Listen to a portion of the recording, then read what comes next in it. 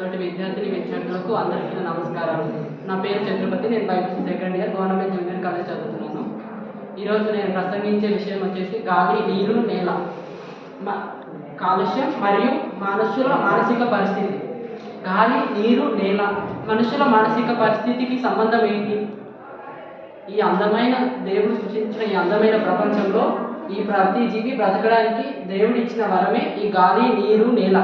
ఈ మూడిటి మీదనే ఈ ప్రాణకోటి, ఈ జీవకోటి బ్రతుకుతుంది. మనుషులు బ్రతకడానికి, జీవి బ్రతకడానికి ముఖ్యంగా కారణమైంది గాలి, తర్వాత నీరు, మూడోది నేల. ఈ మూడిటి ద్వారానే ప్రాణకోటి బ్రతుకుతుంది. గాలి లేకుండా ఏ జీవి బ్రతకలేదు, నీళ్లు తాగకుండా కూడా ఏ జీవి ఉండలేదు. మరియు నేల, ఈ నేల లేనిది అసలు భూమిపై జీవే అనేదే లేదు.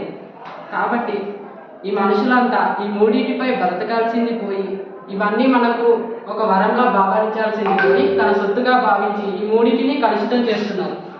ఎంతో అమూల్యమైన ఈ గాలిని మనం ఒక్క నిమిషం కూడా పీల్చకుండా ఉండలేని ఈ గాలిని ఫ్యాక్టరీల నుంచి వచ్చే వ్యర్థాలతో కలుషితం చేస్తున్నారు. వాహనాల నుంచి వచ్చే పొగతో కాలుష్యం చేస్తున్నారు.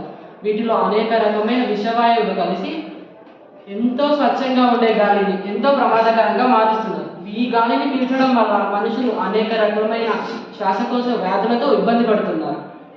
అందరూ తాగడానికి ఉపయోగపడే నీటిని, అన్ని మొక్కలు, అన్ని జీవులకు ఉపయోగపడే ఈ నీటిని కూడా మనుషులు వదలకుండా వాటిలో ప్లాస్టిక్ వ్యర్థాలను కలుపుతూ, కర్మాగార వ్యర్థాలతో ఆ నీటిని కూడా మురికిమయం చేస్తూ వాటిలో ఉండే జీవులే కాకుండా మనుషులను కూడా నాశనం చేసుకుంటున్నారు. ఇక మూడోది నేల.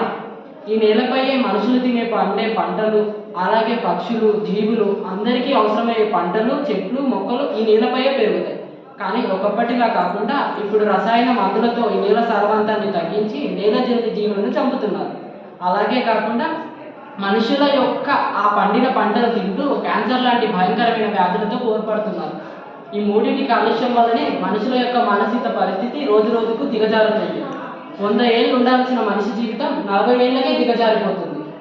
ఈ మూడింటి వల్లే మనిషి యొక్క జీవితం అనేది రోజు రోజుకి నాశనం అవుతుంది. అంతేకాకుండా మన ప్రభుత్వం సుస్థిరాభివృద్ధిని 2030వ సంవత్సరం వరకు మన ప్రభుత్వం సుస్థిరాభివృద్ధిని సాధించాలని నిర్ణయించింది.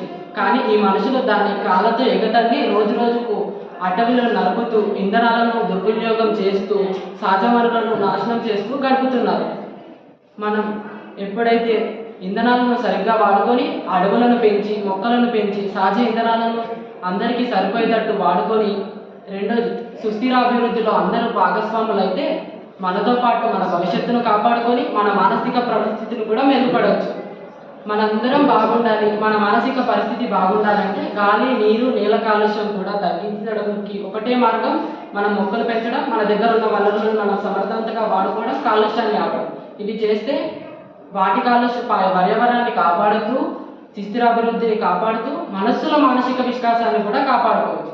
కాబట్టి ఇప్పటికైనా మనం సుస్థిరాభివృద్ధిలో పాల్గొంటూ గాలి, నీరు, నేల కాలుష్యాన్ని తగ్గించి మొక్కలు నాటుతూ మన జీవితాన్ని, మన భవిష్యత్తుని మనమే కాపాడుకుంటాం. ఈ అవకాశం ఇచ్చినందుకు ధన్యవాదాలు. హరే రామ, హరే కృష్ణ.